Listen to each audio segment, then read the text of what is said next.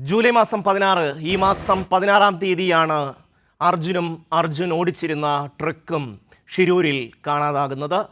Truck കാണാതായിട്ട് ഇന്ന് 10 ദിവസം.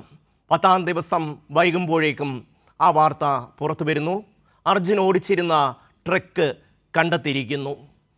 ആ പുഴയുടെ അടിത്തട്ടിൽ ട്രക്കുണ്ട് എന്നുള്ളത് ഐബോർഡ് ഡ്രോൺ പരിശോധനയിൽ വ്യക്തമായിരിക്കുന്നു എന്നാണ് ഇപ്പോൾ വരുന്ന വിവരം.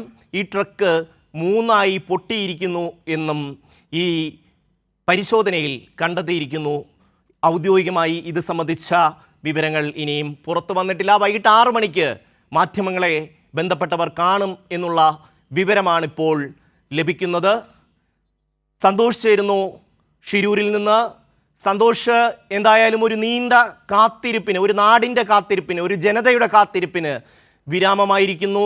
അർജുൻ ഓടിച്ചിരുന്ന ട്രക്കാണ് പുഴയിൽ ഉള്ളത് എന്ന് വ്യക്തമായിരിക്കുന്നു.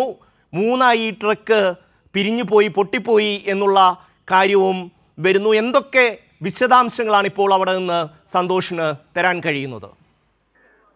ഷമി, അങ്ങനെയുള്ള ഔദ്യോഗിക സ്ഥിരീകരണങ്ങളൊന്നും ഈ സമയം വരെയുമില്ല. അവിടെ നിന്ന് ചില ലഭിക്കുന്ന അനൗദ്യോഗിക വിവരങ്ങളാണ്. അത് ട്രക്ക് 3 ഭാഗങ്ങളായി പൊട്ടിയ നിലയിലാണ് എന്നുള്ളതിനെ സംബന്ധിച്ച് നമുക്കിപ്പോൾ സ്ഥിരീകരിച്ച രീതിയിലുള്ള റിപ്പോർട്ടുകൾ ഒന്നും നൽകാൻ കഴിയില്ല.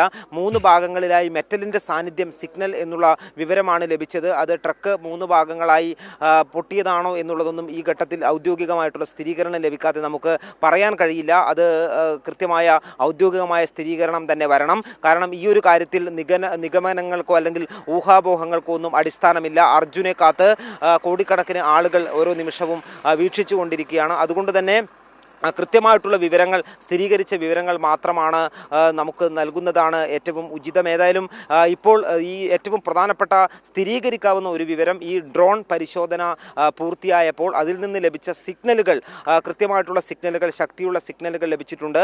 അത് 3 സ്ഥലങ്ങളിൽ നിന്ന് ശക്തിയേറിയ സിഗ്നലുകൾ ലഭിച്ചിട്ടുണ്ട് എന്നുള്ളത് മാത്രമാണ്. അതിന് ഡീകോഡ് ചെയ്ത് അതിൻ്റെ കൃത്യമായ റിപ്പോർട്ട് പുറത്തു വരേണ്ടതുണ്ട്. എങ്കിൽ മാത്രമേ നമുക്കത് ഈ ലോറിയുടേതാണോ എന്നുള്ള രീതിയിലുള്ള കൃത്യമായിട്ടുള്ള സ്ഥിരീകരണത്തിലേക്ക് എത്താൻ കഴിയും. ഏതായാലും അതിനുവേണ്ടി നമുക്ക് കാത്തിരിക്കുക തന്നെ വേണം. ഇപ്പോൾ നമുക്ക് ഈ ഔദ്യോഗികമായിട്ടുള്ള വിവരങ്ങളെല്ലാം തന്നെ നൽകുന്നത് കാർവാർ MLA സതീഷ് കൃഷ്ണ സെയിലാണ്. അദ്ദേഹം ഇപ്പോൾ ഈ ദൗത്യ മേഖലയിലേക്ക് പോയിട്ടുണ്ട്. ദൗത്യം സംഘവുമായി സംസാരിച്ചതിന് ശേഷം തിരിച്ചു വന്ന് മാധ്യമങ്ങളോട് സംസാരിക്കാം എന്നുള്ളതാണ് അദ്ദേഹം അറിയിച്ചിട്ടുള്ളത്.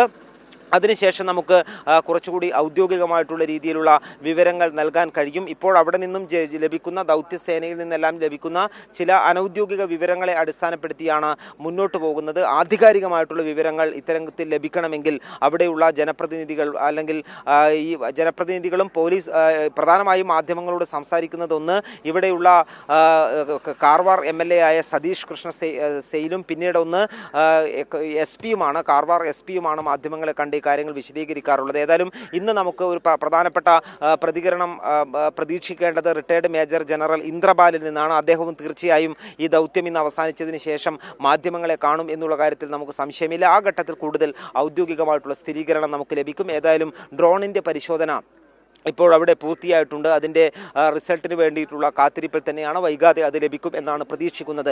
അതേസമയം തന്നെ നാവികസേനയുടെ മുങ്ങൽ വിദഗ്ധരും ഗംഗാവാലി നദിയിൽ ഉണ്ട്. എന്നാൽ ഇതുവരെ ഡീപ്പ് ഡൈവിംഗ് ആരംഭിച്ചിട്ടില്ല. വെള്ളത്തിലേക്ക് ആഴത്തിൽ മുങ്ങിയുള്ള പരിശോധന തുടങ്ങിയിട്ടില്ല. അതിനുള്ള സാഹചര്യവും ഇപ്പോഴായിട്ടില്ല. മറിച്ച് നദിയിലെ ഉപരിതല പരിശോധനയും അതോടൊപ്പം തന്നെ നദിയിലെ അടിയൊഴുക്ക് പരിശോധനയും ഉൾപ്പെടെയുള്ള കാര്യങ്ങൾ മാത്രമാണ് ഇപ്പോൾ ഈ ഒരു നാവികസേനയിലെ മുങ്ങൽ വിദഗ്ധർ ചെയ്തുകൊണ്ടിരിക്കുന്നത്. എന്തായാലും അത് കൃത്യമായിട്ടുള്ള സാഹചര്യം ഉണ്ടാകുമ്പോൾ ഈ അടുത്ത ഘട്ടം എന്നുള്ള രീതിയിൽ നാവികസേനയിലെ മുങ്ങൽ വിദഗ്ധർ തീർച്ചയായും ഈ വെള്ളത്തിൽ ഇറങ്ങിയുള്ള ഡീപ്പ് ഡൈവ് ചെയ്തുള്ള പരിശോധന ആരംഭിക്കും എന്ന് തന്നെയാണ് നമുക്ക് വ്യക്തമാകുന്നത്. ആദ്യമായി അതിനുവേണ്ടി ഈ ഒരു മണ്ണിനടിയിലുള്ള അർജുൻ്റെ ലോറിയുടെ വളരെ വ്യക്തമാകുന്ന ചിത്രങ്ങൾ ലഭിക്കേണ്ടതുണ്ട്.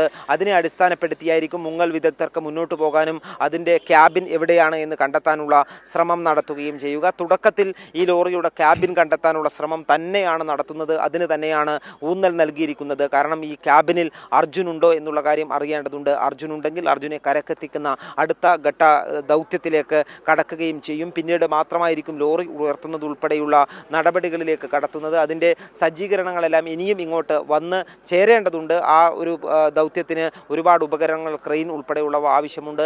അതിങ്ങോട്ടേക്ക് വന്ന് ചേരേണ്ടതുണ്ട്. ഇപ്പോൾ 2 ബൂം എക്സ്കവേറ്ററുകൾ മണ്ണ് മാറ്റുന്നുണ്ട് ആ മേഖലയിൽ നിന്ന്.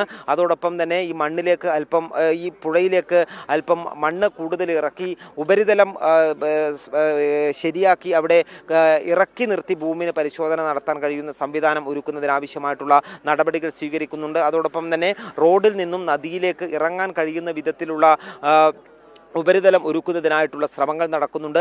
ആ രീതിയിലാണ് ദൗത്യം ഇപ്പോൾ പുരോഗമിക്കുന്നത്. ഏതായാലും ഇന്നത്തെ വിവരങ്ങളെല്ലാം തന്നെ വളരെ പ്രധാനപ്പെട്ട വിവരങ്ങളായി തന്നെ വരേണ്ടതാണ്. അത്തരത്തിലുള്ള നിർണായക വിവരങ്ങൾക്ക് വേണ്ടി ലഭിക്കുന്നതിന് വേണ്ടിയുള്ള കാത്തിരിപ്പിലാണ് ഇപ്പോൾ കേരളത്തിൽ നിന്നുൾപ്പെടെയുള്ള മാധ്യമ പ്രവർത്തകരുള്ളത്. ഷമി.